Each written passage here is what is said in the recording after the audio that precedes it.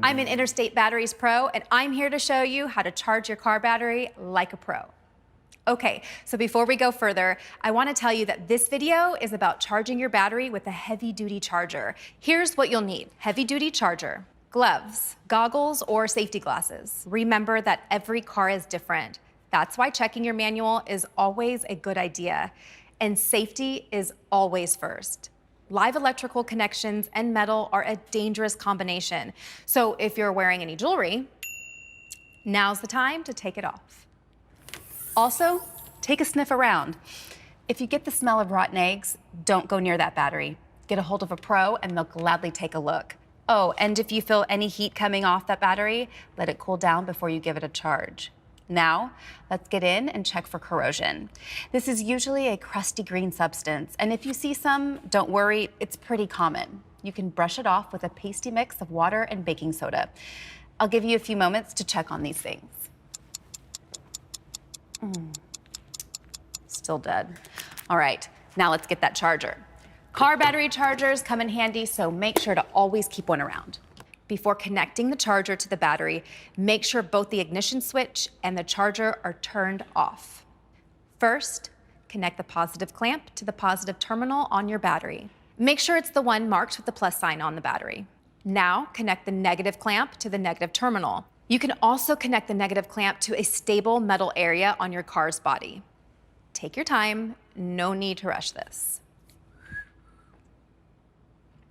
Great. Now let's set up the charger. You'll have to adjust the volts, amps, and timer depending on the type of charger you have and how much of a charge you actually need. Lower amps mean a longer charging time, but it's often the best option. Always consult your car manual and any directions that come with the charger. Ready? Great. Now, turn on the charger and let it do its thing. Some chargers usually turn themselves off when the battery has reached a full charge, but not all chargers are automatic. Some have a light indicator that lets you know when the battery is fully charged.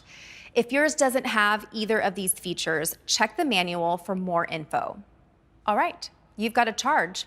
Make sure the charger is turned completely off. Now, let's remove the clamps. This time, we're going in reverse. First, disconnect the negative clamp,